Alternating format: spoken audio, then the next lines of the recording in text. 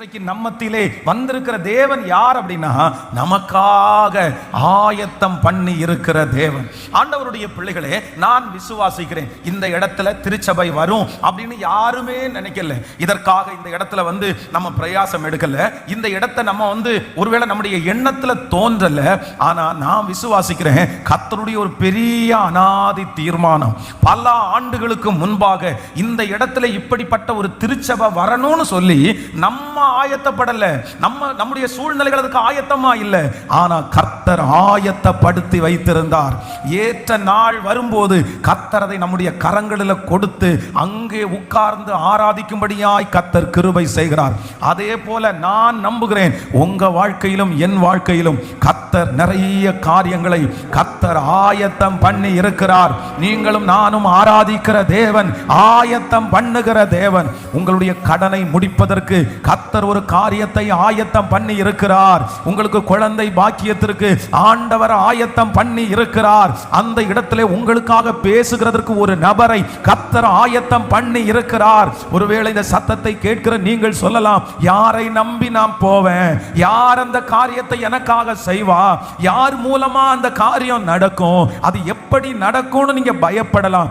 ஆனா கர்த்தர் கிருபையாய் வாக்கு கொடுக்கிறார், நான் உனக்கு ஆயத்தம் பண்ணி இருக்கிறேன். அந்த காரியத்தை கர்த்தர் ஆயத்தம் பண்ணி இருக்கிறார். வெற்றியை நமக்காக ஆயத்தம் பண்ணி இருக்கிறார். நம்புறவங்க கரங்களை தட்டி ஆமோதிக்கும் போது அந்த வார்த்தை ஆம் என்றும் அந்த வார்த்தை ஆமேன் என்றும் அப்படியே நடக்கட்டும். ஆமென். எனக்காக ஒரு வேலையை ஆயத்தப்படுத்துகிற கர்த்தர், என்னுடைய பிள்ளைக்கு நல்ல ஒரு மகனை ஆயத்தப்படுத்தி இருக்கிற கர்த்தர், நல்ல ஒரு மகளை ஆயத்தப்படுத்தி இருக்கிற கர்த்தர், என் தேவனாகிய கர்த்தர் அவர் ஆயத்தப்படுத்துகிற தேவனாய் இருக்கிறார். எத்தனை பேர் ஆமோதிக்கிறீர்கள்? கைகளை உயர்த்தி எல்லாரும் ஏசப்பாட்ட சொல்லுங்க. அதை எங்களுடைய கண்கள் சீக்கிரமாய் காண போகிறதற்காக ஸ்தோத்திரம். யோனாவை விழுங்கும்படி ஒரு மீனுக்கு ஏற்கனவே கர்த்தர் ஆயத்தப்படுத்தி இருந்தார். அந்த கடலிலே யோனா மூழ்கி போகாதபடிக்கு மறுதலித்த யோனாவுக்கு ஆண்டவர் ஒரு மீனை ஆயத்தப்படுத்துவார். ஆனால் இந்த பிரச்சனையிலே, இந்த கடனிலே நீங்கள் மூழ்கி போகாதபடிக்கு, உங்களை அதிலிருந்து தப்புவித்துக் கொள்ளும்படியாய் நான் விசுவாசிக்கிறேன். கர்த்தர் நமக்காக ஒரு காரியத்தை கர்த்தர் ஆயத்தப்படுத்தி இருக்கிறது உண்மை. அவர் நமக்கு ஆயத்தப்படுத்துகிற தேவன், நமக்கு ஆயத்தப்படுத்துகிற தேவன். எந்தெந்த காரியத்தை குறித்து நீங்க கலங்குறீர்களோ, எந்தெந்த காரியத்தை குறித்து இது எப்படி நடக்கும் என்று நினைக்கிறீர்களோ, வேதம் சொல்லுகிறது ஆண்டவராகிய இயேசு கிறிஸ்துவை எங்க அடக்கம் பண்ணி இருக்கிறாங்க, அவருடைய சரீரத்தை எப்படி பார்க்கலான்னு அந்த ஆண்டவருடைய பிள்ளைகளுக்குள்ள ஒரு பெரிய ஏக்கம். ஆனா அவங்க அந்த கல்லறைக்கு முன்னாடி போக முன்னாடி சொல்றாங்க, ஐயோ அது பெரிய கல்லா இருக்குதே, அந்த கல்லை நமக்காக யார் புரட்டி தள்ளுவா? யார் அந்த இடத்துல நமக்காக உதவி செய்வா? நமக்கு அதுக்கு பலனே இல்லையா அப்படின்னு அந்த சகோதரிகள் பேசும்போது வேதம் சொல்லுது, அந்த கல்லறையினுடைய அருகாமையில போகும்போது ஒரு அற்புதம் இருக்குது. அந்த கல் ஏற்கனவே இவர்களுக்காக புரட்டப்பட்டு கிடந்தது.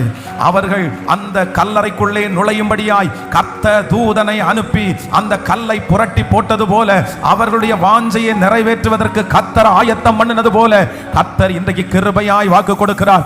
அந்த வருடம் வருகிறதற்குள்ள, அந்த மாதம் வருகிறதற்குள்ள, அந்த பிரச்சனை உங்களை மூழ்கடிக்கிறதற்குள்ள கர்த்தர் சொல்லுகிறார், உங்களுக்காக ஆயத்தம் பண்ணி இருக்கிற அற்புதம், ஆமென், உங்களுடைய கண்களுக்கு முன்பாக நடக்கும். பிரதர், கர்த்தர் உங்களுக்காக ஒன்றை ஆயத்தப்படுத்தி இருக்கிறார். சிஸ்டர், நீங்க இப்போ ஜெபம் பண்ற அந்த காரியத்தை கர்த்தர் ஆயத்தம் பண்ணி இருக்கிறார். நீங்களும் நானும் ஆராதிக்கிற தேவன் எனக்கு ஆயத்தம் பண்ணி இருக்கிற கர்த்தர், எனக்கு ஆயத்தம் பண்ணுகிற கர்த்தர், எனக்கு ஆயத்தம் பண்ணுகிற கர்த்தர், எனக்காக சகல காரியத்தையும் ஒழுங்குபடுத்துகிற கர்த்தர், என் தேவைகளை ஆயத்தப்படுத்துகிற கர்த்தர். நான் காற்றை காண மாட்டேன், மழையை பார்க்க மாட்டேன், ஆனாலும் என் வாய்க்கால்களிலே தண்ணீரை கர்த்தர் ஆயத்தம் படுத்தி என்னுடைய தேவைகளை சந்திப்பதற்கு, ஆமென், பொன்னோடும் பொருளோடும் புறப்பட செய்தவர், பலவீனம் இல்லாமல் ஜனங்களை நடத்தினவர், எனக்காக ஆயத்தப்படுத்தி இருக்கிறார். ஹல்லேலூயா, ஆமென். இந்த ஆயத்தப்படுத்தி இருக்கிற தேவன் அப்படின்னு சொல்லும்போது வேதத்துல நிறைய சம்பவங்கள் ஒவ்வொருவருக்கும் பாருங்க. எலியாவை போஷிக்கிறதற்கு ஆண்டவர் காகங்களுக்கு ஆண்டவர் கட்டளையிட்டார். அப்போ எலியா அங்க போறதுக்கு முன்னாடியே அவனுக்கு எப்படி சாப்பாடு கொடுக்க வேண்டும் என்கிற காகத்தை ஆண்டவர் ஆயத்தப்படுத்திட்டார். சாரி பாத்திற்கு போகிறதற்கு முன்னாடி கர்த்தர் அங்க ஒரு விதவையை ஆண்டவர் ஆயத்தப்படுத்திட்டார். அப்போ நம்முடைய ஆண்டவர் சாதாரணமான தேவன் அல்ல. நம்ம ஒரு இடத்திற்கு போகிறதற்கு முன்பாக கர்த்தர் நமக்கான காரியத்தை கர்த்தர் ஆயத்தப்படுத்துகிற கர்த்தரா இருக்கிறார். அதனால நான் விசுவாசிக்கிறேன், இந்த வார்த்தையை நீங்க நம்புங்க, இந்த வார்த்தையை நீங்க நம்புங்க. உங்களுக்கான காரியத்தை கர்த்தர் ஆயத்தப்படுத்தி விட்டார். ஆமென். தேவன் ஆண்டவராகிய தேவன் ஒரு பட்டணத்துக்குள்ள பிரவேசிக்கும் போது அங்க இருக்கிறவங்க டாக்ஸ் கேட்கறாங்க. ஆனா அந்த டாக்ஸ் ஆண்டவருடைய கையில அப்ப இல்ல. உடனே ஆண்டவர் சொல்றார், நீ தூண்டில் போட்டு ஒரு மீன் பிடிப்பா, அதனுடைய வாயில வெள்ளி பணம். கரெக்டா ஆண்டவர் அந்த மீனுக்கு கர்த்தர் கட்டளையிட்டு கர்த்தர் ஆயத்தம் பண்ணி இருக்கிறார் பாருங்க. அதனால நம்முடைய தேவைகள் எல்லாவற்றையும் கர்த்தர் சந்திப்பார். உங்க குடும்பத்தினுடைய தேவை சந்திக்கப்படும், உங்க திருமண தேவைகள் சந்திக்கப்படும். எந்தெந்த காரியத்தை குறித்து நீங்கள் கலங்குறீர்களோ அது எல்லாம் ஏற்ற நேரத்தில் நேர்த்தியா அழகா கர்த்தர் உங்க கண்களுக்கு முன்பாக அந்த ஆயத்தம் பண்ணி இருக்கிறதை கர்த்தர் காண்பிப்பேன் என்று வாக்கு கொடுக்கிறார். ஹல்லேலூயா. ஆண்டவருடைய பிள்ளைகளே, இந்த வசனத்தை நான் தியானிச்சுட்டு இருக்கும்போது விசேஷமாக ஆண்டவர் ஆயத்தம் பண்ணின ஒரு சில காரியத்தை நம்ம வாசிக்கலாமா? நீங்கள் 1 சாமுவேல் 9ஆம் அதிகாரத்தினுடைய 9ஆம் அதிகாரம் 22வது வசனத்தை வாசிக்கலாமா? ஆமென். 1 சாமுவேல் 9ஆம் அதிகாரம் 22வது வசனத்திலிருந்து 24வது வசனம் வரைக்கும் வாசிக்கும் போது, சாமுவேல் சவுலையும் அவன் வேலைக்காரனையும் போஜன சாலைக்குள்ளே அழைத்து கொண்டு போய் அவர்களை அழைக்கப்பட்டவர்களுக்கு உள்ள தலைமையான இடத்திலே வைத்தான். அழைக்கப்பட்டவர்கள் ஏறக்குறைய 30 பேராய் இருந்தார்கள். ஆமென். பின்பு சாமுவேல் ஆமென் சமையல்காரனை பார்த்து, நான் உன் கையிலே ஒரு பங்கை கொடுத்து வைத்திருந்தேனே, அதை கொண்டு வை என்றான். அப்பொழுது சமையல்காரன் ஒரு முன்னன் தொடையையும் அதனோடு இருந்ததையும் எடுத்து கொண்டு அதை சவுலுக்கு முன்பாக வைத்தான். அப்பொழுது சாமுவேல், இதோ இது உனக்கென்று வைக்கப்பட்டது, இதை உனக்கு முன்பாக வைத்து சாப்பிடு. நான் ஜனங்களை விருந்துக்கு அழைத்தது முதல் இதுவரைக்கும் இது உனக்காக வைக்கப்பட்டிருந்தது என்றான். அப்படியே சவுல் அன்றைய தினம் சாமுவேலோடே சாப்பிட்டான். ஆண்டவருடைய பிள்ளைகளே, இந்த இடத்துல சவுல் என்கிற ஒரு மனுஷன், பென்யமின் கோத்திரத்தில் இருக்கிற இந்த சவுல் தன்னுடைய காணாமல் போன கழுதையை தேடி வரான். அப்போ இந்த கழுதையை தேடி வர்ற ஒரு மனுஷனுக்கு என்னன்னா ஆயத்தம் பண்ணி வைக்கப்பட்டிருக்கிறது. ஒன்னு ஆயத்தம் பண்ணி வைக்கப்பட்டிருக்கு. என்ன ஆயத்தம் பண்ணி வைக்கப்பட்டிருக்குதுன்னா, வேதம் சொல்லுது அவனோடு கூட பந்தியிலே இருக்கிற 30 பேர்.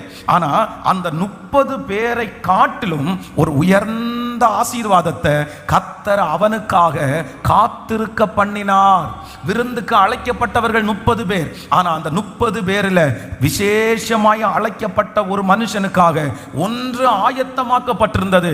அந்த ஆயத்தம் என்னன்னா, அவங்க எல்லாரை விட அதிகமான பங்கு அவனுக்காக ஆயத்தமாக்கப்பட்டிருந்தது. ஹல்லேலூயா.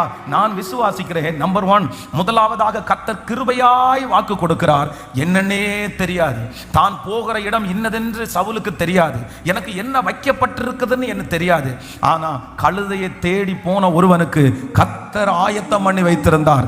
அவனோடு கூட அழைக்கப்பட்ட அத்தனை பேரை காட்டிலும் ஒரு முதன்மையான பங்கை ஆண்டவர் ஆயத்தம் பண்ணி வைத்திருந்தார். இது தீர்க்க தரிசனமான வார்த்தை. உங்களோட போட்டியிடுகிற 30 பேர், உங்களோட உட்கார்ந்துட்டு இருக்கிற 30 பேர், உங்களோட ஆமேன் காரியங்களை செய்வதற்கு முன்னாடி நிற்கிற அந்த 30 பேரா இருக்கலாம். எத்தனை பேரா இருந்தாலும் கர்த்தர் கிருபையாய் வாக்கு கொடுக்கிறார். உங்க மேல இருக்கிற அபிஷேகம், உங்களுக்குன்னு கர்த்தர் அழைச்ச அழைப்பு அத்தனை பேரை தாண்டி உங்களுக்கென்று ஒரு ஸ்பெஷலான ஒரு இடத்தை, ஒரு ஸ்பெஷலான ஒரு ஆசீர்வாதத்தை கர்த்தர் வைத்திருக்கிறார் என்று நம்புறவங்க நல்ல கரங்களை தட்டி ஆமென். இந்த 100 நாட்கள் ஜபத்துல அது இன்னையிலிருந்தே தொடங்க போகிறது. ஆமென். உங்களுக்கான ஒரு பிளேஸ ஆண்டவர் ரிசர்வ் பண்ணி வைக்கிற கர்த்தர். ஹல்லேலூயா. ஆமென். நம்ம வந்து சில நேரத்தில் வெளியூர் போகும்போது பார்த்தீங்கன்னா நிறைய பேர் இந்த வேலையை நம்ம பண்ணியிருப்போம். வெளியூர் போகும்போது பஸ்ஸெல்லாம் ரொம்ப கூட்டமாக இருக்கும். அப்போ அந்த கூட்டமாக இருக்கும்போது யாராவது ஒருத்தர் முன்னாடி போய் என்ன பண்ணுவாங்கன்னா இந்த டவலு இல்லைன்னா ஏதாவது ஒன்று எடுத்து பொருளை எடுத்து அந்த சேரில் வச்சிருவாங்க. ஏன்னா அது கவர்மெண்ட் பஸ்ஸாக இருக்கிறதுனால அவங்க வந்து சீட்டு நம்பர் போட்டு நமக்கு தரமாட்டாங்க. யார் போய் ஃபர்ஸ்ட் சீட்டு பிடிக்கிறாங்களோ அவங்களுக்கு தான் அந்த சீட்டு. அப்போ நம்ம முன்கூட்டியே என்ன பண்ணுவோம்னா ஏதாவது பொருளை எடுத்து அந்த சீட்டில் வச்சு இது ரிசர்வ் பண்ணிருச்சு, இது ஒருத்தருக்காக ஆயத்தமாக்கப்பட்டது. அவ்வளோதான். ஹோட்டலில் போய் சாப்பிடும்போது சில இடத்துல மட்டும் பார்த்தீங்க அப்படின்னு சொன்னால் அவங்க வந்து ஒரு சின்ன ஒரு போர்டு வச்சிருப்பாங்க. என்னன்னா இது வேற யாரும் உட்காராதீங்க, ஏன்னா ஒரு டீம் ஏற்கனவே என்ன பண்ணிட்டாங்க, இதற்காக புக் பண்ணிட்டாங்க அப்படின்னு ஒரு போர்டு வச்சிருப்பாங்க. நான் விசுவாசிக்கிறேன், சத்தத்தை கேட்கிற நமக்கு கர்த்தர் ஒரு வாய்ப்பை கொடுக்கிறார், ஒரு ஆசீர்வாதத்தை கொடுக்கிறார். உங்களுக்கான ஒரு சீட்டை கர்த்தர் ரிசர்வ் பண்ணி கர்த்தர் வச்சிருக்கிறார். உங்க பிள்ளைகளுக்கான ஒரு இடத்தை கர்த்தர், ஆமென் ஆமென், கர்த்தர் இதை நம்புறவங்களுக்கு அப்படியே நடக்க போகிறது. ஆமென், ஹalleluya. கர்த்தர் ஒருவரே அதை நமக்காக கர்த்தர் பத்திரப்படுத்தி வைத்திருக்கிறார். ஆமென். நம்பர் 1, முதலாவதாக இந்த சவுலுக்கு ஆண்டவர் என்ன ஆயத்தப்படுத்தி வைத்திருந்தார் என்று சொன்னால் அவனுக்காகவே யாரும் எடுக்கக்கூடாத ஒரு இடம் அப்படின்னா 30 பேரிலையும் மேன்மையான ஒரு இடத்தை கர்த்தர் ஆயத்தப்படுத்தி இருந்தார். இதற்காக ஜெபிப்போமா? கைகளை உயர்த்தி தேங்க்யூ ஜீசஸ். உங்க சொந்தக்காரர்கள் நடுவிலே உங்களுக்கு என்று ஒரு ஸ்பெஷலான ஒரு இடம், உங்களை சுற்றி இருக்கிற ஜனங்கள் நடுவிலே கர்த்தர் உங்களுக்கான ஒரு ஸ்பெஷல் இடம். அந்த 30 பேரை காட்டிலும் நீங்கள் ஒருவேளை பின்தங்கிய நிலைமையிலே இருக்கலாம். அந்த 30 பேரும் ஏற்கனவே ஆயத்தப்பட்டு வந்திருக்கலாம். அந்த 30 பேருக்கும் ப்ராப்பரான ஒரு அழைப்பு கிடைக்கப்பட்டிருக்கலாம். ஆனால் சவுலை போல உங்கள் ஒருத்தருக்கு தான் சரியான அழைப்பு வரவில்லை, நீங்கள் ஒருத்தர் தான் சரியான ப்ரிப்பரேஷனாய் வரல. ஆனா வேதம் சொல்லுகிறது, ஆமென், சீட்டு உங்க மடியிலே தாண்டி வர பண்ணுகிற கர்த்தர், உங்களுக்கு நேராய் வர பண்ணுகிற கர்த்தர். கைகளை உயர்த்தி சத்தமா ஜபிக்க ஜபிக்க ஜபிக்க. வாலிப தம்பிக்கு இது நடக்கிறது, வாலிப தங்கச்சிக்கு இந்த காரியம் நடக்குது. ஆமென். கர்த்தர் ஆயத்தம் பண்ணி இருக்கிறார். ஆமென், ஸ்தோத்திரம் ஸ்தோத்திரம். அநேகரை காட்டிலும் ஒரு விசேஷமான பங்கு, ஒரு விசேஷமான பங்கு எனக்காக ஆயத்தமாக்கப்பட்டிருக்கிறது. ஜெபிக்க ஜெபிக்க அது கிடைக்கட்டும், ஜெபிக்க ஜெபிக்க ஆண்டவருடைய பிள்ளைகள் மேல அந்த ஆசீர்வாதம் வந்து இறங்கட்டும் என்று ஜெபிக்கிறேன். நம்பர் 1, முதலாவதாக ஏசப்பா எனக்காக ஒன்று ஆயத்தம் பண்ணி வச்சிருக்கிறாரு. ஏசப்பா எனக்காக ரிசர்வ் பண்ணி ஒன்று வச்சிருக்கிறாரு.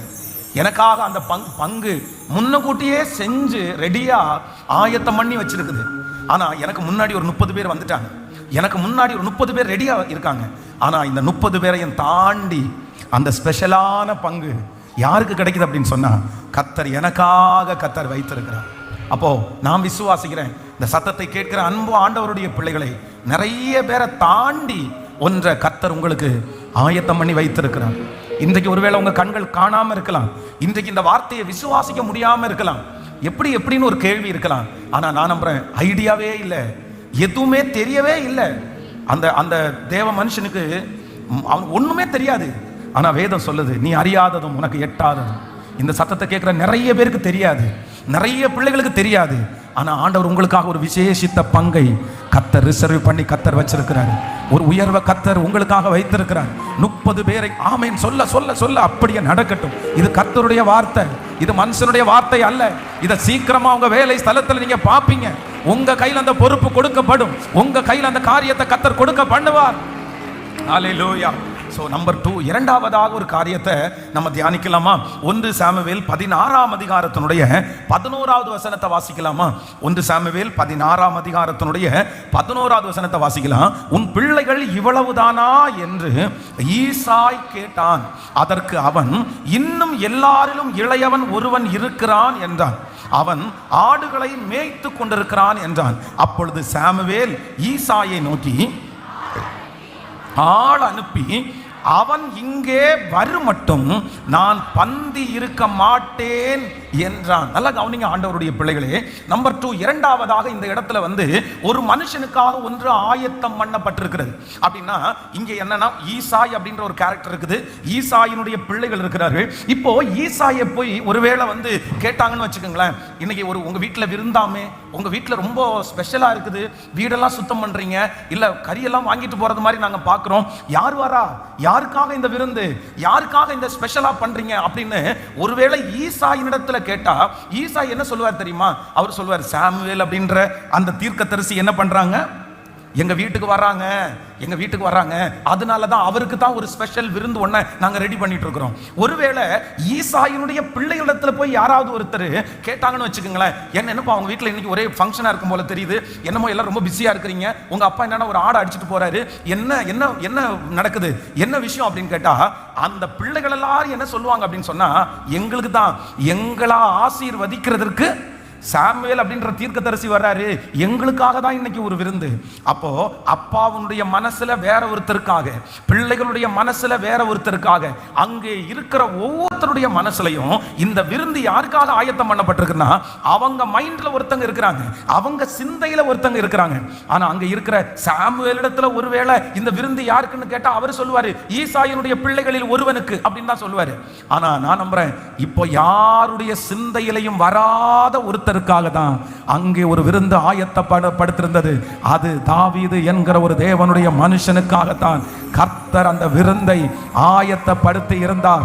யாருடைய சிந்தனையிலையும் எட்டல்ல, யாருடைய அறிவுக்கும் வரல, யாருடைய ஞாபகத்திற்கும் வரல. ஆனால் அந்த விருந்து ஆயத்தப்படுத்தப்பட்டிருக்கிறது ஒரே ஒரு தேவ பிள்ளை தாவீதிற்காக. ஆமென். இன்றைக்கு இந்த இரண்டாவது கர்த்தராகிய ஆண்டவர் சிலருடைய கரத்தை பிடிச்சு கர்த்தர் வாக்கு கொடுக்கிறார். நிறைய பேர் உங்களை பார்த்து சொல்றாங்க, அது இவனுக்கு தான் சொந்தம், அது இவங்களுக்கு தான் கிடைக்கும், அது இவர்களுக்கு உரியது.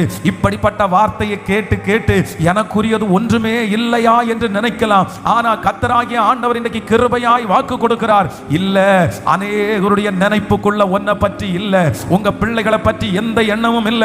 ஆனா பரலோக ராஜாவினுடைய சிந்தையில அந்த விருந்து உங்களுக்காக ஆயத்தமாக்கப்பட்டிருக்கிறது. நம்புறவங்க கரங்களை தட்டி, முழு பலத்தோட கரங்களை தட்டி, இந்த ஆர்டரை இவங்க கையில கொடுக்கலாம், இந்த வேலையை இவங்க கையில கொடுக்கலாம். அவங்களுடைய மனசுல ஒவ்வொருத்தருடைய பேர் இருக்கலாம், ஒவ்வொரு கம்பெனியுடைய நேம் இருக்கலாம். ஆனா இன்னைக்கு பரலோக தேவன் கிருபையா வாக்கு கொடுக்கிறார், யாருடைய சிந்தையிலையுமே இல்லாத உங்களுக்கு அந்த நன்மை வரப்போகுது, அந்த ஆசீர்வாதம் வரப்போகுது. யாருடைய இது விசுவாசிக்க வேண்டிய வார்த்தை. உங்க பிள்ளைகளுக்கு அந்த காரியத்தை ஆமென் ஜெபிக்க ஜெபிக்க சொல்லுங்க, நான் நம்புறேன். இது கர்த்தருடைய வார்த்தை, இது கர்த்தருடைய வார்த்தை, இது ஆண்டவருடைய வார்த்தை.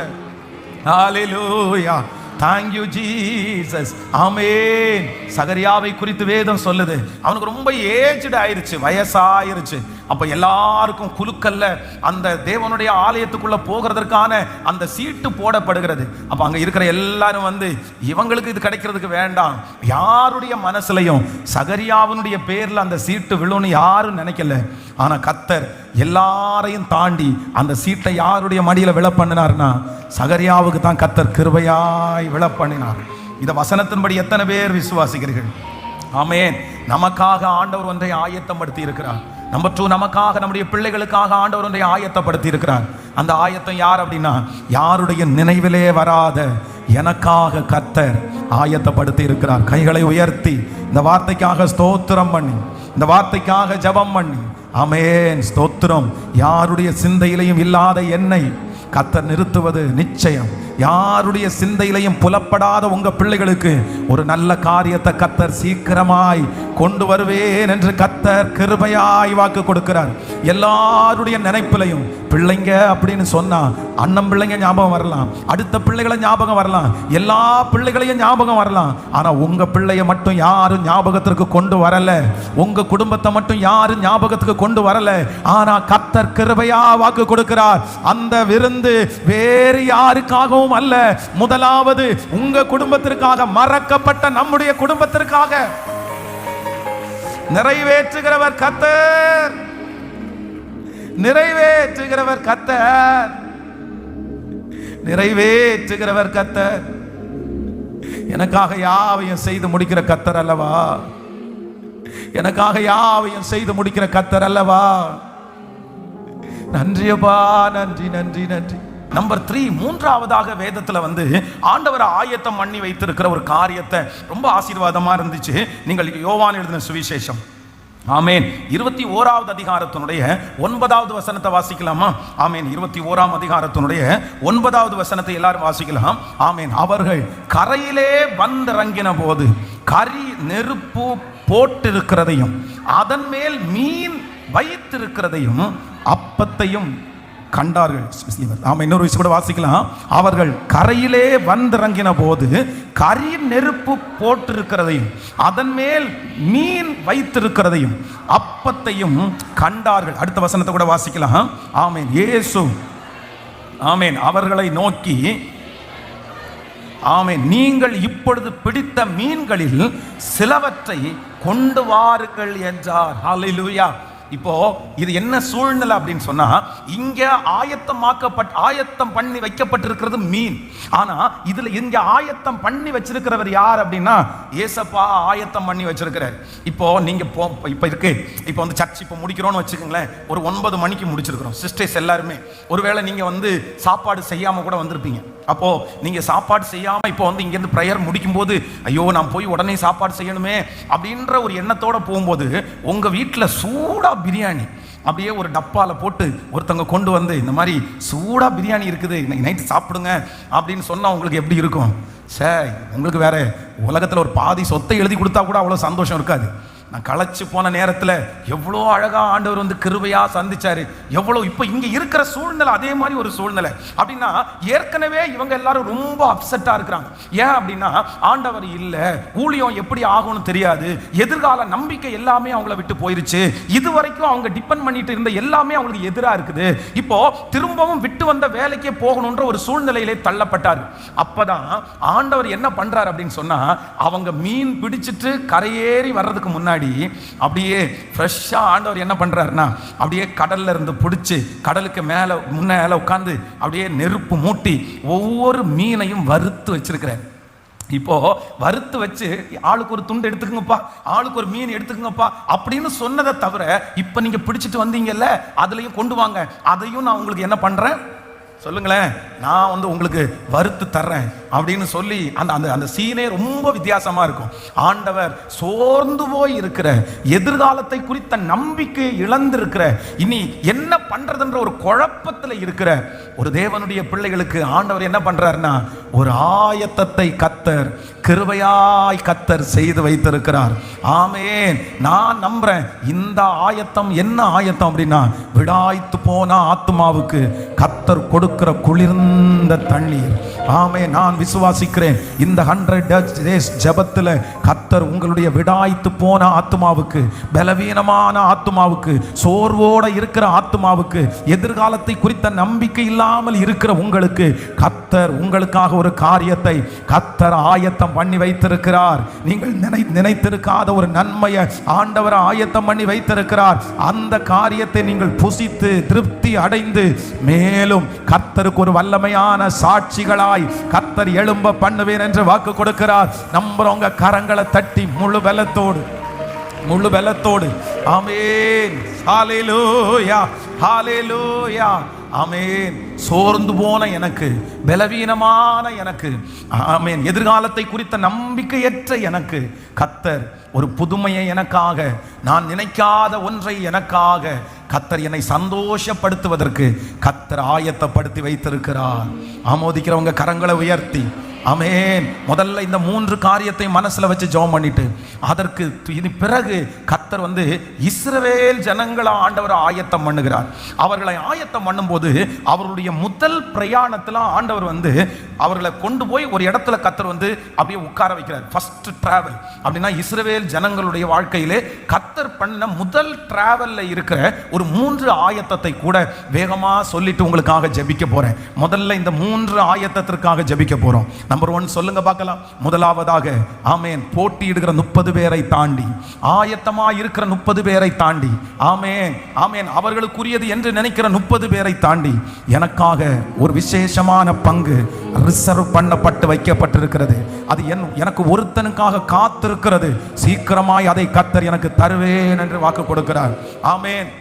நம்பர் 2, இரண்டாவதாக யாருடைய சிந்தையிலையும் இல்லாத எனக்கு ஒரு விசேஷித்த பங்கை கர்த்தர் எனக்கு ஆயத்தப்படுத்தி வைத்திருக்கிறார். ஆமென் சொல்லுங்க பார்க்கலாம். நம்பர் 3, மூன்றாவதாக, ஓ விடாய்த்து போன எனக்கு, நம்பிக்கையே அற்ற எனக்கு ஒரு பங்கை கர்த்தர், ஒரு ஸ்பெஷலான ஒரு பங்கை கர்த்தர் ஆயத்தப்படுத்தி வைத்திருக்கிறார். கைகளை உயர்த்தி எனக்காக ஆயத்தப்படுத்துகிற கர்த்தர். சொல்லுங்க சொல்லுங்க சொல்லுங்க ஆமென். உங்க குடும்பத்திற்கான ஒரு சமாதானத்தை ஆண்டவர் ஏற்கனவே ஆயத்தப்படுத்திட்டார்.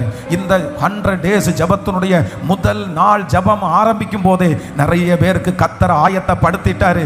கர்த்தர் ஆயத்தப்படுத்திட்டாரு. இந்த 2025 வருஷத்தினுடைய முடிவில் நிறைய பேருக்கு கர்த்தர் ஆயத்தப்படுத்திட்டாரு. அவருடைய வருகை தாமதிச்சுன்னா அவர் ஆயத்தம் பண்ணி வச்சிருக்கிறத வருகிற வருஷத்துல நம்முடைய கண்ணு பார்க்க போகுது. உங்க குடும்பம் பார்க்க போகுது. சீக்கிரமா சீக்கிரமா ஆண்டவர் உங்களுக்கு ஆயத்தம் பண்ணி வைத்திருக்கிறத நீங்களும் நானும் அனுபவிக்க போகிறோம். ஜெபிங்க ஜெபிங்க ஜெபிங்க, சத்தத்தை உயர்த்தி ஜெபிங்க. இந்த வார்த்தைக்காக ஜெபிங்க. ஸ்தோத்திரம் ஸ்தோத்திரம் ஸ்தோத்திரம் ஸ்தோத்திரம்.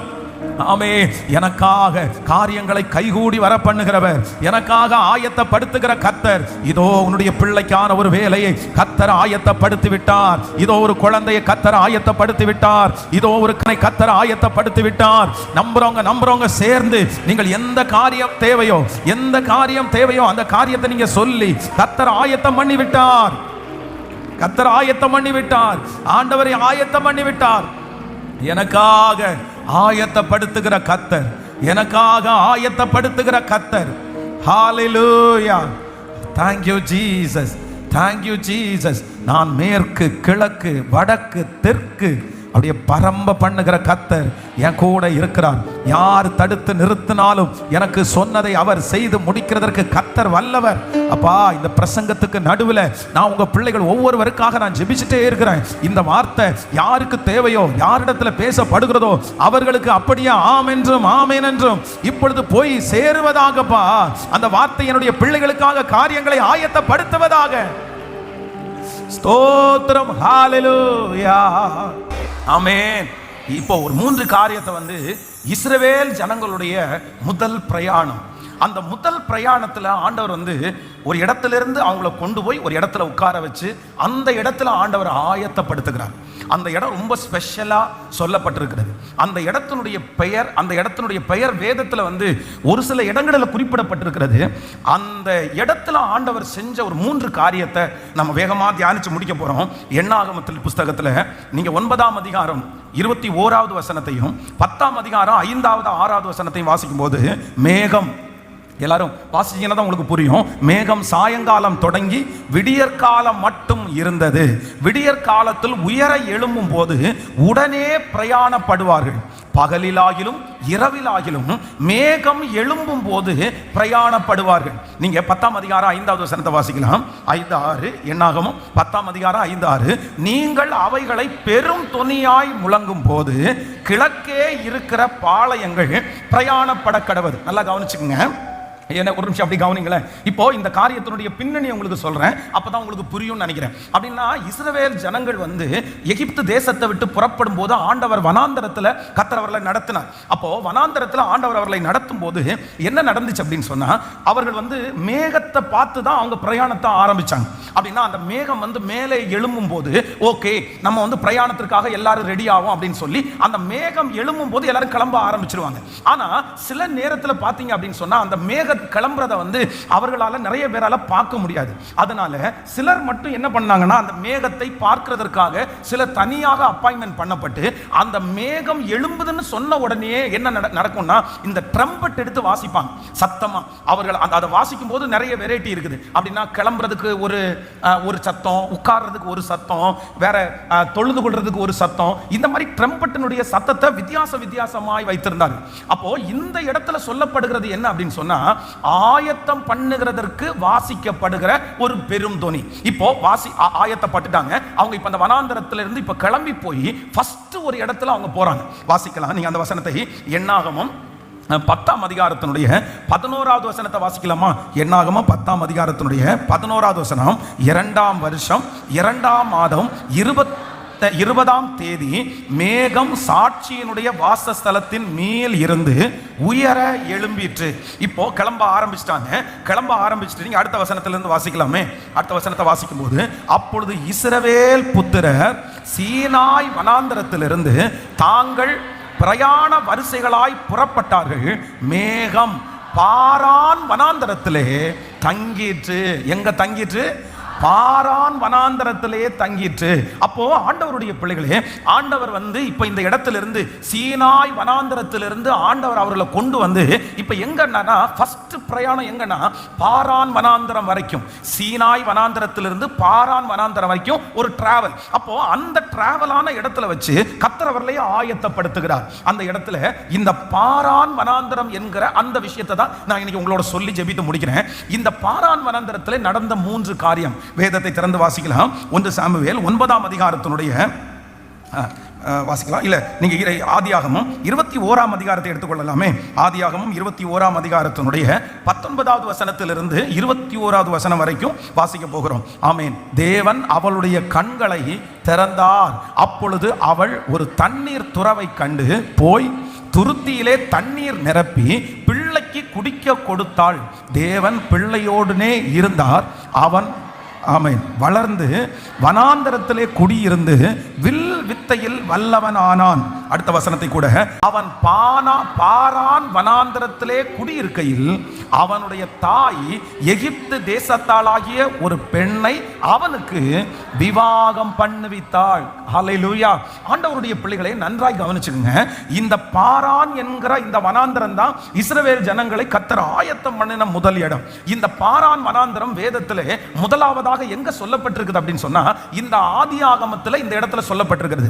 இந்த ஆதியாகமத்தில் இந்த சம்பவம் என்ன அப்படின்னு சொன்னா, ஆகார் என்கிற ஒரு அடிமை பெண், அவளுக்கு ஒரு குழந்தை பிறக்குது. இஸ்மவேல் என்று பெயர் வைக்கிறார்கள். இந்த இஸ்மவேலை என்ன பண்றாங்க அப்படின்னு சொன்னா, அந்த இஸ்மவேலையும் அந்த தாயாரையும் இப்ப துரத்தி விட்டுட்டாங்க. 2 பேரும் வீட்டை விட்டு இப்ப கிளம்பி வந்து வனாந்தரத்தில் அலைகிறாங்க. இந்த ஆகார் ஒரு வனாந்தரத்தில் அலைகிறாங்க. அந்த வனாந்தரத்தினுடைய பெயர் தான் என்ன வனாந்தரம்னா பாரான் வனாந்தரம். அப்போ நான் என்ன விசுவாசிக்கிறேன் அப்படின்னு சொன்னா, ஒரு துருத்தியில தண்ணீர் கொண்டு வந்து அந்த தண்ணீர் குறைந்து போயிட்டு, அந்த தண்ணீர் முடிந்து போயிட்டு, இப்பொழுது அந்த மகளுக்கு அந்த பிள்ளைக்கு கொடுக்கிறதற்கு தண்ணீர் இல்லை. ஆனா ஒரே ஒரு நபருக்காக கர்த்தர் வற்றாத ஒரு துறவை கர்த்தர் கட்டளையிட்ட இடம் தான் இந்த பாரான் வனாந்தரம். ஆமென். நான் நம்புறேன், உலகத்திலே இருக்கிற ஆபிரகாம் கொடுத்து விட்ட இந்த துருத்தியினுடைய தண்ணீர் எடுக்க எடுக்க குறைஞ்சிட்டே இருக்கும். ஆனா ஆண்டவர் கொடுத்த நீரூற்றாய் இருக்கிற இந்த தண்ணீர் எடுக்க எடுக்க பெருகிட்டே இருக்கும். இன்றைக்கு இந்த பாரான் வனாந்தரத்தினுடைய அனுபவத்தை கர்த்தர் உங்களுக்கு தரப்போகிறார். ஆண்டவர் உங்களுக்கு ஆயத்தப்படுத்த போகிறார். இந்த பாரான் வனாந்தரம் நான் நம்புகிறேன் கர்த்தர் ஒரு நீரூற்றை கட்டளையிடுகிற இடம். கர்த்தர் உங்களுக்காக ஒரு துறவை கட்டளையிடுகிற இடம். மனிதர்கள் தந்த உதவிகள் உங்களுக்கு குறைந்து போகலாம். மனிதர்களுடைய தந்த உதவிகள் எடுக்க எடுக்க அது குறைந்து குறைந்து போகலாம். எத்தனை கொடுத்தும் நிவர்த்தியாகாமல் இருக்கலாம். எத்தனை கொடுத்தும் உங்களுடைய பிரச்சனையை சரி செய்ய முடியாமல் இருக்கலாம். ஆனால் ஆகாரை பாரான் வனாந்தரத்தில் சந்தித்த அதே தேவன் இன்றைக்கு நீங்கள் இந்த சத்தத்தை கேட்டுக்கொண்டிருக்கிற இடத்துல அவர் உங்களை சந்தித்து அவர் உங்களுக்காக ஹல்லேலூயா ஒரு நீரூற்றை கர்த்தர் கட்டளை இடுகிறார். அந்த நீரூற்று நீங்கள் எடுக்க எடுக்க எடுக்க நீங்கள் பயன்படுத்த அது வற்றாத நீரூற்றாய் நல்ல கரங்களை தட்டி முழு பலத்தோடு ஆமென் என்னுடைய தேவைகளை நிவர்த்தி செய்கிற இடம், என்னுடைய தேவைகளை நிவர்த்தி செய்கிற இடம். Hallelujah. Thank you Jesus. Thank you Jesus. Amen. So Paran வனாந்தரத்தில் முதல்ல நடந்தது என்ன அப்படின்னு சொன்னா, கர்த்தர் குறைவை ஆண்டவர் நிறைவாய் மாற்றினார்.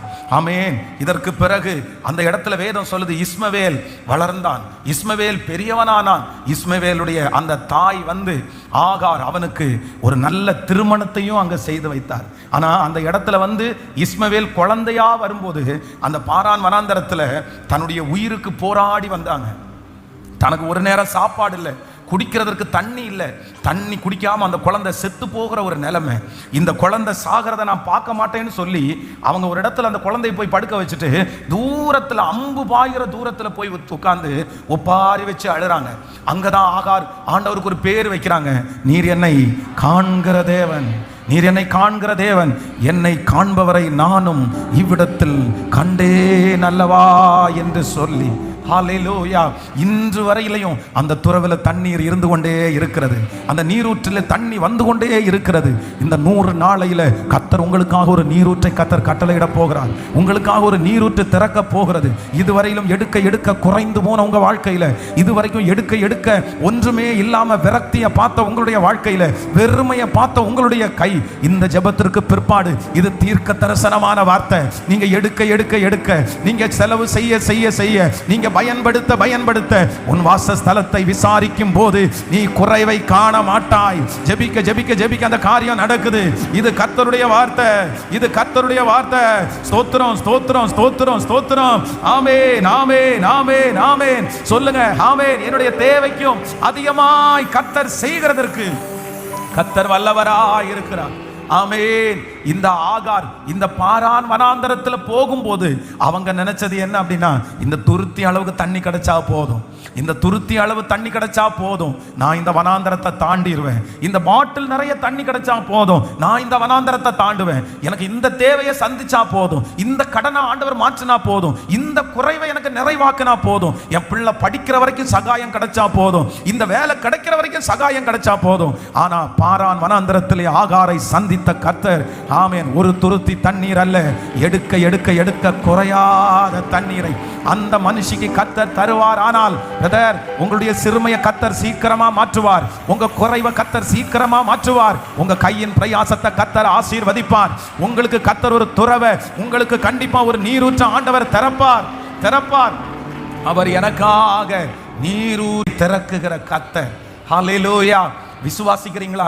இந்த ஜெபம் முடிச்சதற்கு பிற்பாடு நீங்கள் அதை அறிவீர்கள். நம்பர் 2, இரண்டாவதாக பாரானிலே ஜஸ்ட் 2 விஷயத்தை சொல்லி முடிக்க போறேன். என்னாகமும் 10ஆம் அதிகாரத்தினுடைய ஆமென் 12வது வசனத்தை வாசிக்கலாமா? என்னாகமும் 10ஆம் அதிகாரம் 12வது வசனம். அப்பொழுது இஸ்ரவேல் புத்திரர் சீனாய் வனாந்தரத்திலிருந்து தங்கள் பிரயாண வரிசைகளாய் புறப்பட்டார்கள். மேகம் பாரான் வனாந்தரத்திலே தங்கிற்று. இன்னொரு வசனத்தை கூட வாசிக்கலாம். 136வது சங்கீதத்தினுடைய 16வது வசனத்தை கூட வாசிக்கலாமா? 136ஆம் சங்கீதத்தினுடைய 16வது வசனத்தை வாசிக்கலாம். தம்முடைய ஜனங்களை வனாந்தரத்திலே நடத்தினவரை துதியுங்கள், அவர் கிருபை என்றும் உள்ளது. இன்னொரு விஷயம் கூட சொல்லலாம், தம்முடைய ஜனங்களை வனாந்தரத்திலே நடத்தினவரை துதியுங்கள், அவர் கிருபை என்றும் உள்ளது. ஹல்லேலூயா. நம்பர் 2, இரண்டாவதாக இந்த பாரான் வனாந்தரத்தில் யார் வந்தது அப்படின்னா, நம்ம ஃபர்ஸ்ட் வாசிச்சது மாதிரி இஸ்ரவேல் ஜனங்களை ஆண்டவர் எகிப்திலிருந்து கர்த்தர் வனாந்தர வழியாய் கொண்டு வந்து ஃபர்ஸ்ட் கர்த்தர் எங்க உட்கார வைக்கிறார் அப்படின்னா, இந்த பாரான் வனாந்தரத்தில் கர்த்தர் ஸ்டே பண்ண வைக்கிறாரு.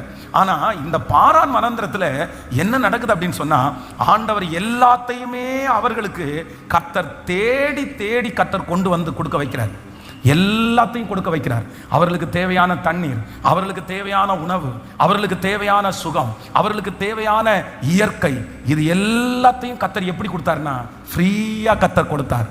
அப்படின்னா நான் என்ன நம்புறேன் அப்படின்னு சொன்னா, பாரான் வனாந்தரம் என்னை பராமரிக்கிறதற்காய் கர்த்தர் வைத்திருக்கிற ஒரு இடம், எனக்கு எல்லாவற்றையும் இலவசமாய் செய்வதற்கு கர்த்தர் வைத்திருக்கிற ஒரு இடம். இந்த ஜெபத்தை நான் உங்களை ஆசீர்வதிக்கிறேன். கர்த்தர் உங்களை பாரான் என்கிற இடத்திற்கு சீக்கிரமாய் கொண்டு வருவார். அந்த இடத்துல கர்த்தர் உங்களை சுகமாய் குடியிருக்க பண்ணுவார். அந்த இடத்துல கர்த்தர் உங்களுடைய தேவைகளை எல்லாம் கர்த்தர் ஆச்சரியமாய் சந்திப்பார். எந்த நேரத்திற்கு என்ன உங்களுக்கு வரணுமோ அந்த நேரத்தில் கர்த்தர் உங்களுக்கான வாசல்களை திறந்து, இஸ்ரவேல் ஜனங்களை எப்படி கர்த்தர் கிருபையாய் கர்த்தர் நடத்தினாரோ, கிருபையாய் நடத்தினாரோ, இஸ்ரவேல் ஜனங்களை நடத்தினது போல என்னையும் கர்த்தர் நடத்துறதற்கு கர்த்தர் வல்லவராய் இருக்கிறார். ஆமோதிக்கிறீர்களா? ஆமோதிக்கிறீர்களா?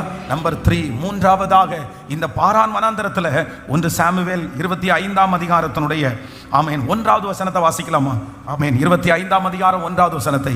சாமுவேல் மரணம் அடைந்தான், இஸ்ரவேல் எல்லாரும் கூடி வந்து அவனுக்காக துக்கம் கொண்டாடி ராமாவிலே இருக்கிற அவனுடைய விழாவிலே அவனை அடக்கம் பண்ணினார்கள். தாவீது எழுந்து பாரான் வனாந்தரத்திற்கு புறப்பட்டு போனான். அடுத்த வசனத்தை கூட வாசிக்கலாம். ஆமென். மாகோனிலே ஒரு மனுஷன் இருந்தான், அவனுடைய தொழில் துறை கர்மேலில் இருந்தது. அந்த மனுஷன் அவனுக்கு 3000 ஆடும் 1000 வெள்ளாடும் இருந்தது. அவன் அப்பொழுது கர்மேலில் தன் ஆடுகளை மயிர் கத்தரித்து கொண்டிருக்கிறார். 1வது வசனத்தை இன்னொரு விஷயம் கூட வாசிக்கலாம். 25:1. ஆமென். சாமுவேல் மரணம் அடைந்தான். இஸ்ரவேல் எல்லாரும் கூடி வந்து அவனுக்காக துக்கம் கொண்டாடினார்கள். ஆமென். அவனுடைய விழாவிலே அவனை அடக்கம் பண்ணினார்கள். தாவீது எழுந்து பாரான் வனாந்தரத்திற்கு புறப்பட்டு போனான். ஹல்லேலூயா. சோ நம்பர் 3, மூன்றாவது பாரான் வனாந்தரத்தில் கர்த்தர் யாரை கொண்டு போறாருன்னா, தாவீதை ஆண்டவர் பாரான் வனாந்தரத்திற்கு கொண்டு போனார். ஏன் ஆண்டவர் அங்க கொண்டு போனார் அப்படின்னு சொன்னா, இப்பொழுது தாவீதிற்கு ஒரு பெரிய பாதுகாப்பு தேவைப்படுகிறது. ஒரு பெரிய பாதுகாப்பு, ஆபத்து அவனை தொடாதபடி ஒரு பாதுகாப்பு தேவைப்படுகிறது. அந்த பாதுகாக்கிற இடம் தான் என்ன இடம்னா, பாரான் வனாந்தரம். ஹல்லேலூயா. கைகளை அசைத்து ஒரு ஹல்லேலூயா. நம்பர் 1, ஆகாரை கர்த்தர் பாரான் வனாந்தரத்திற்கு கொண்டு போனார். நம்பர் 2, இஸ்ரவேல் ஜனங்களை கர்த்தர் பாரான் வனாந்தரத்திற்கு கொண்டு போனார். நம்பர் 3, தாவீதை ஆண்டவர் பாரான் வனாந்தரத்திற்கு கொண்டு போனார். ஆகாரை ஆண்டவர் பாரான் வனாந்தரத்திற்கு கொண்டு போய் ஒரு துருத்தி தண்ணீர் கேட்ட அந்த மகளுக்கு கர்த்தர் நீரூற்றையே கட்டளையிட்டு வற்றாத ஜீவநதியாய் கர்த்தர் இருந்தார். நம்பர் 2, இஸ்ரவேல் ஜனங்களுக்கு பாரான் வனாந்தரத்திலே கர்த்தர் அவர்களை ரொம்ப ஆச்சரியமாய் கர்த்தர் நடத்தி அவர்களுக்குரிய அனைத்தையும் கர்த்தர் இலவசமாகவே அவர்கள் பக்கத்திலே வரப்பண்ணின தேவனாய் இருந்தார். 3வது, தாவீது என்கிற ஒரு மிகப்பெரிய ராஜாவை பாதுகாக்கிறதற்கு கர்த்தர் பாரான் வனாந்தரத்திலே கொண்டு போய் வைத்தார். கர்த்தர் இன்றைக்கு கிருபையாய் வாக்கு கொடுக்கிறார். நான் உனக்காக ஆயத்தம் பண்ணுகிற தேவன், ஆயத்தம் பண்ணுகிற தேவன். இந்த சத்தத்தை கேட்கிற ஒவ்வொருத்தரும் உங்க கண்ணால சீக்கிரம் பார்ப்பீங்க. உங்க கண்கள் பார்க்கும். நீங்க பிரமிப்பீங்க, நீங்க ஆச்சரியப்படுவீங்க, நீங்க சந்தோஷப்படுவீங்க. ஐயா, எனக்கு இவ்வளவு ஆயத்தம் பண்ணி வச்சிருக்கிறீரா ஐயா, என் பிள்ளைக்கு இவ்வளவு ஆயத்தம் பண்ணி வச்சிருக்கிறீங்களா ஐயா, எனக்கு தெரியவே இல்லையே, என் சிந்தையில வரவே இல்லையே, நான் இதுக்காக ஒரு பாடும் படலையே. ஆண்டவருடைய பிள்ளையே, உனக்காக கர்த்தர் ராஜாக்களுடைய வீட்டை கர்த்தர் ஆயத்தப்படுத்தி வைத்திருக்கிறார். நீ நினையாத இடத்தை கர்த்தர் உங்களுக்கு ஆயத்தப்படுத்தி வைத்திருக்கிறார். உங்க மேல என் மேல ஆண்டவர் கொண்ட சித்தம் வித்தியாசமானது, வித்தியாசமானது. எனக்காக மிக பிரம்மாண்டமான காரியத்தை கர்த்தர் ஆயத்தம் பண்ணி வைத்திருக்கிறார். ஹல்லேலூயா. என் பிள்ளைக்கு ஒரு காரியத்தை கர்த்தர் ஆயத்தம் பண்ணியிருக்கிறார். எனக்காக ஆயத்தம் பண்ணுகிற ஒரு நல்ல தேவன், எனக்காக ஆயத்தம் பண்ணுகிற தேவன். சிங்க கெபியிலே தானியேல் இருந்தாலும் அங்கே அவனை பாதுகாக்கிறதற்கு கர்த்தர் தூதர்களை அனுப்பி பாதுகாக்கிறவர். அவன் சிங்க கெபிக்கு போகிறதற்கு முன்பாகவே தூதர்களை கர்த்தர் அங்கே ஆயத்தப்படுத்தி வைத்திருந்த தேவன். ஆமென். ஹல்லேலூயா. எல்லாரும் அப்படியே எழும்பி நிற்கலாமா? Thank you Holy Spirit. Thank you Holy Spirit. எனக்காக ஆயத்தம் பண்ணி இருக்கிற கர்த்தர், எழுதி இருக்கிறபடி தேவன் தம்மிலே அன்பு கூறுகிறவர்களுக்கு ஆயத்தம் பண்ணினவைகளை கண் காணவும் இல்லை, காது கேட்கவும் இல்லை, அவைகள் மனுஷனுடைய இருதயத்திலே தோன்றவும் இல்லை. உங்கள் கடனுக்காக ஒரு காரியத்தை கர்த்தர் ஆயத்தம் பண்ணி வைத்திருக்கிறார். எப்படி அந்த மகளுக்கு, அந்த ஊழியக்காரனுடைய மகளுடைய கடனுக்காக கர்த்தர் ஒரு எண்ணெயை கர்த்தர் ஆயத்தம் பண்ணி வைத்திருந்தாரோ, கர்த்தர் சொல்லுகிறார், உங்களுடைய கடனுக்காக கர்த்தர் ஒரு வேலையை கர்த்தர் ஆயத்தப்படுத்தி வைத்திருக்கிறார். ஒரு வருமானத்தை ஆண்டவர் ஆயத்தப்படுத்தி வைத்திருக்கிறார். இல்ல, கலங்க வேண்டாம், கலங்க வேண்டாம். உங்களுக்காக ஆண்டவர் ஆயத்தப்படுத்துகிற தேவன். ஹல்லேலூயா. கோலியாத்தை கவனிங்க. கோலியாத்தை ஜெயிக்கிறதற்கு தாவீது கையில என்ன கொண்டு போனாரு? என்ன கொண்டு போனார்? கூழாங்கல்லும் அவன் கையில இருக்கிற தடியும் கொண்டு போனான். அப்போ அங்க இருக்கிற கோலியாத் தாவீதை பார்த்து நிந்திக்கிறான். ஏண்டா, நீ தடியோட என்னிடத்துல வர்றதுக்கு நாயா அப்படின்னு திட்டுறான். அப்படின்னா, எவனாவது ஒருத்தன் குச்சி எடுத்துட்டு வருவானாடா போருக்கு? எவனாவது ஒருத்தன் கல் எடுத்துட்டு வருவானாடா? ஒரு நியாயம் வேண்டாம் அப்படின்றான். ஆனா இப்போ தாவீது போயிட்டான். இப்ப கர்த்தர் அவனுக்காக ஒரு பட்டயம் அவனுக்கு கண்டிப்பா தேவைப்படுது. ஏன் அப்படின்னா, கோலியாத்தினுடைய தலையை எடுக்கணும்னா என்ன வேணும்? பட்டயம் வேணும். கையில் இருக்கிற குச்சியை அடிச்சா தலையை வெட்டிட முடியுமா? முடியாது. இல்ல, இப்ப ஆண்டவர் ஏற்கனவே ஒரு பட்டயத்தை ஆயத்தப்படுத்தி வைத்திருந்தார். கோலியாத்தினுடைய பட்டயம் தாவீதிற்காக ஆயத்தமாக்கப்பட்ட வைத்திருந்தது. ஹல்லேலூயா. நீங்க தனியா போலாம், நீங்க ஒன்னும் இல்லாம போகலாம். ஆனா கர்த்தர் உங்களுக்காக அந்த இடத்துல ஒன்றை கர்த்தர் ஆயத்தப்படுத்தி வைத்திருக்கிறார். பிரதர், இனி நீங்க பாப்பீங்க. சிஸ்டர், இனி நீங்க பாப்பீங்க. நீங்க கோர்ட் வாசலுக்குள்ள போய் நிற்கும் போது அங்க உங்களுக்காக கர்த்தர் ஒருத்தர் ஆயத்தப்படுத்தி வைத்தாரு. நீங்க போலீஸ் ஸ்டேஷன்ல போய் நிற்கும் போது அந்த இடத்துல ஆண்டவர் உங்களுக்காக ஒன்னு ஆயத்தப்படுத்தி வைப்பாரு. நீங்க தனிமையா யாரும் இல்லாத அந்த இடத்துல போகும்போது உங்களுக்காக ஆண்டவர் அங்க ஒருத்தர் ஆயத்தப்படுத்தி வைப்பார். என் தேவன் ஆயத்தப்படுத்துகிற தேவன். அந்த ஹாஸ்பிட்டல்ல ஆண்டவர் ஒருத்தர் ஆயத்தப்படுத்துவார் உங்களுக்காக. நீங்க எந்த சோதனைக்குள்ள போனாலும் கர்த்தர் சொல்றார், நீங்க அந்த சோதனைக்குள்ள போகிறதுக்கு முன்னாடி உங்களுக்காக ஒருத்தரை ஆயத்தப்படுத்துகிற தேவனுக்கு நல்ல கரங்களை தட்டி ஆமென். Thank you Jesus. Thank you Jesus. யோசேப்பு போகிறதுக்கு முன்னாடி யோசேப்புக்காக போத்திபாருடைய வீட்டை கர்த்தர் ஆயத்தப்படுத்திட்டாரு. யோசேப்பு சிறைச்சாலைக்கு போகிறதுக்கு முன்னாடி சிறைச்சாலை தலைவனை கர்த்தர் ஆயத்தப்படுத்திட்டாரு. யோசேப்பு பார்வோனுடைய சமூகத்திற்கு போய் நிக்கிறதுக்கு முன்னாடி பார்வோனையே ஆயத்தப்படுத்தின கர்த்தர் உங்களுக்காகவும் எனக்காகவும் கர்த்தர் ஆயத்தப்படுத்த மாட்டாரா? உங்களுக்கு ஒரு வேலை சீக்கிரமாய் ஆயத்தமாக்கப்படும். உங்களுக்கு ஒரு வருமானம் சீக்கிரமாய் ஆயத்தமாக்கப்படும். உங்களுக்கு ஒரு குழந்தை வாக்கியம் சீக்கிரமாய் ஆயத்தமாக்கப்படும். உங்க பிள்ளைக்காக கர்த்தர் ஆயத்தம் பண்ணி வைத்திருக்கிற அந்த பையனை அந்த பொண்ணை சீக்கிரமாய் பார்த்து ராஜா வீட்டு திருமணம் போல் அந்த காரியம் நடக்கும். உன்னுடைய எதிர்காலத்தை ஆயத்தம் பண்ணுகிற கர்த்தர். ஆமென். கைகளை